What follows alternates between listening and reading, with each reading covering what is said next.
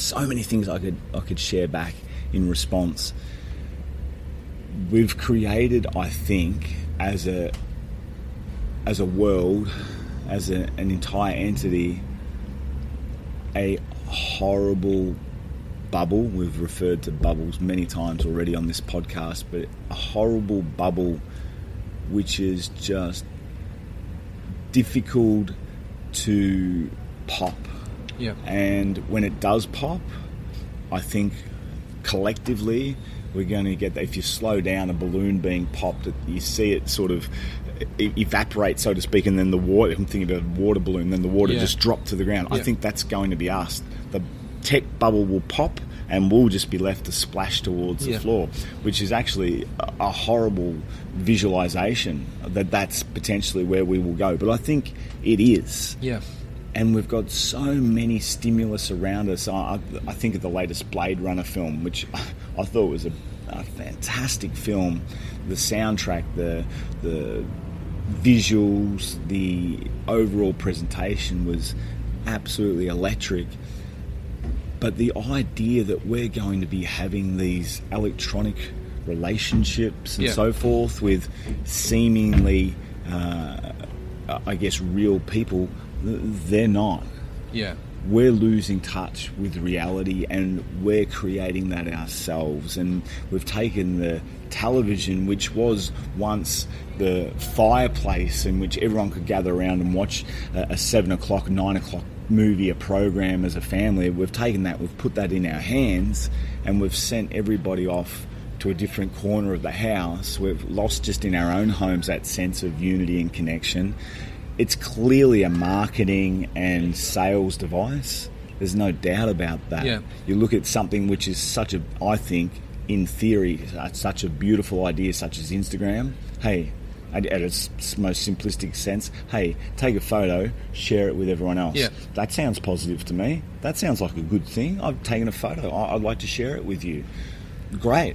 But that's evolved to, here, take a photo and try and sell me something, whether it's a notion or a product or whatever. Yeah. So we've created this huge bubble, vacuum, which is based on marketing, strategy, selling, this sort of stuff. And as, again, to go full circle, trying to convince you that your life needs more. Well, yeah, and that's a bit where it's like the Instagram, which in its rawest form is it. But then if you don't get X amount of likes in that photo, then your status drops, the fear gets higher again, and it circulates more and more. And not to mention the connection, this is where I sort of see it too, the connection that everyone needs their own device. If everyone needs their own device, then everyone needs their own room. So therefore our houses need to be bigger, and for our houses to be bigger, our backyards get smaller. And then our ability for our kids to play outside then lessens because we haven't actually got a backyard to play in anymore, but we've got a phone and a big room. And then what effect does that have on our relationships with our kids? Maybe not and the bit I see with this is not instantly. Like, it's like when you eat 2 Big Macs, instantly you won't see the effect. It's when you eat your 2000th Big Mac and you're obese and you actually can't run more than a K that you're like, oh, there's an issue here, but the addiction's happened. It's like till the kid turns 18 or 19 and you realise, I actually don't know who my kid is. That you realise, that maybe the phone's in the room all day wasn't a great idea. I hope the people who have enjoyed this podcast to this point take a moment now to rewind the last 30 seconds and appreciate what you said. Yeah. Maybe rewind it twice, because I agree wholeheartedly. Whilst you were talking and sharing so eloquently, I pulled out my phone to emphasise the fact that last night I posted a non-Glenn head on Instagram.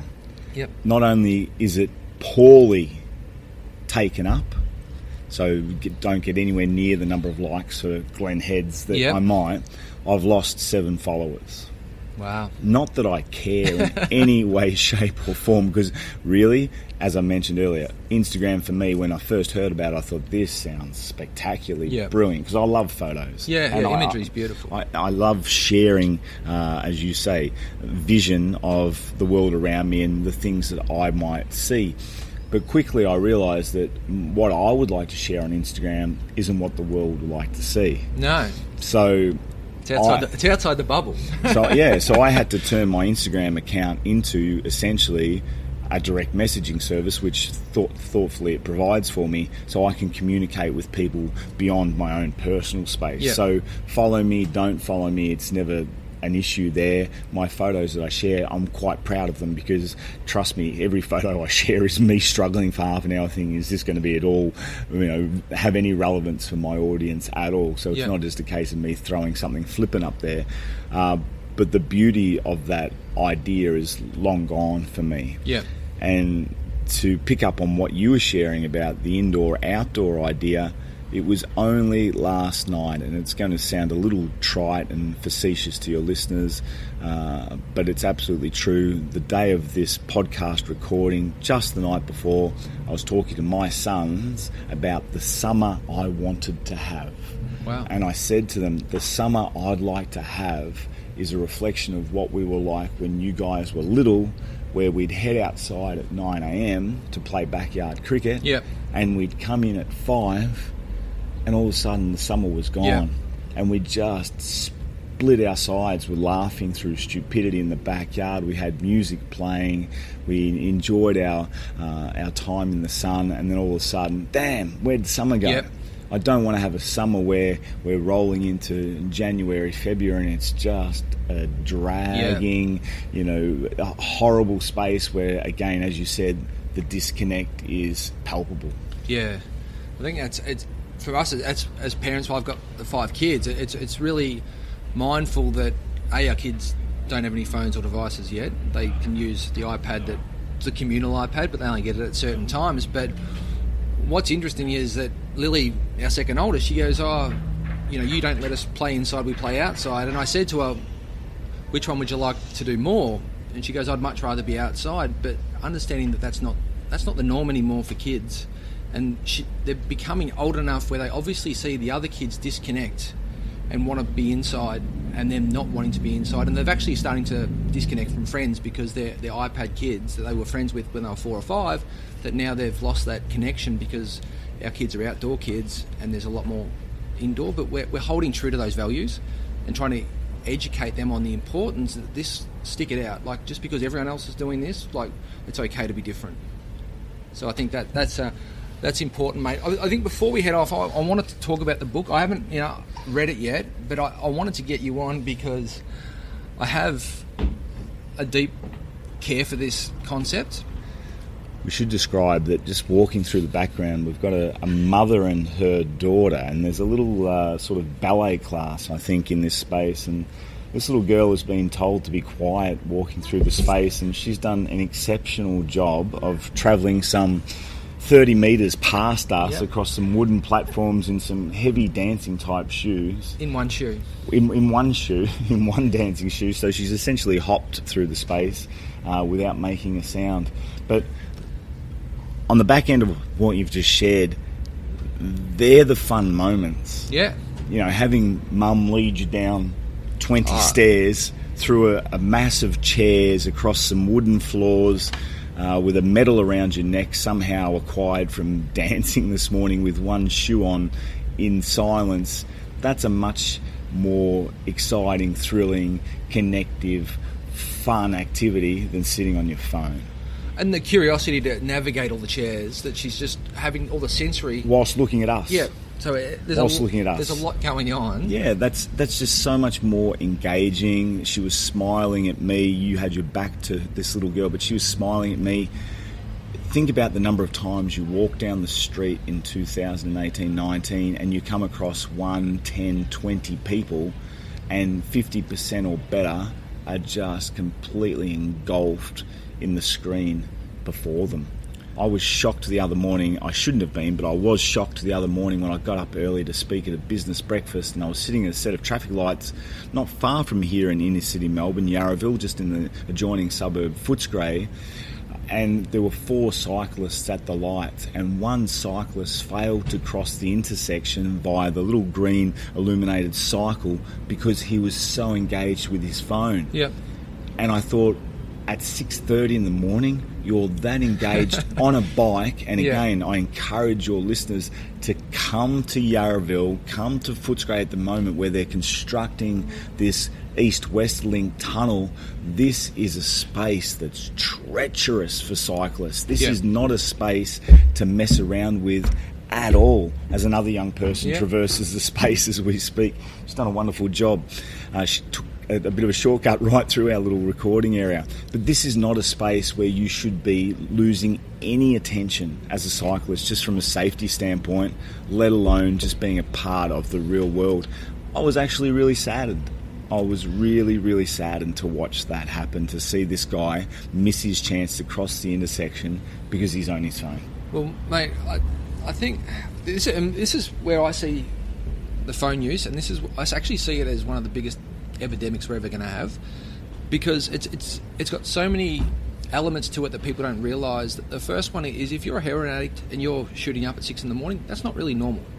But if you look at your phone at 2 a.m, that's okay, because there's this unique blend of addiction that blends work with life, and we haven't separated it. So you don't separate, but we separate being drunk at work as not acceptable, but we can blend work and life together. So you can look at your phone and sleep with your phone and check your emails at 2 a.m, and no one's actually going to question you to go, you're addicted, you've got an issue, and you probably need to detox.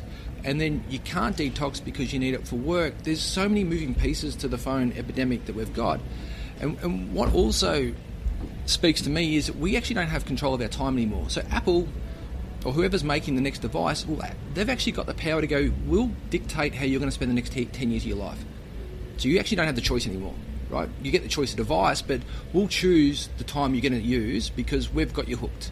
And that's, for me, that scares me, that we might think we've got the choice, and they want us to think we have, but we don't. They've got control. They've got control of however many 175 times we look at our phone. So they've already got that, and it's just going to grow more and more. I'd love to get your thoughts on that, and you know, how you see that as being a pathway to how we become more conscious of our use with the phone, knowing that it was only 28 years ago that there was no phones, and life still happened. It wasn't derelict, and it wasn't gone forever. It still moved fine. I actually have absolutely nothing to say in response. Not a single word. I don't want to respond to what you just said. I've already asked for our listeners, your listeners, to rewind and listen to something you said earlier. I am incredibly saddened by what you just said. Like, I'm genuinely really, really saddened by what you just said, because I would love to have my own children, and thankfully, because of this podcast, my own children will be able to listen to this. This being what you shared. You couldn't have said it any better. There is nothing for me to add. I don't want to add anything else. I just would love people to rewind and listen to what you said.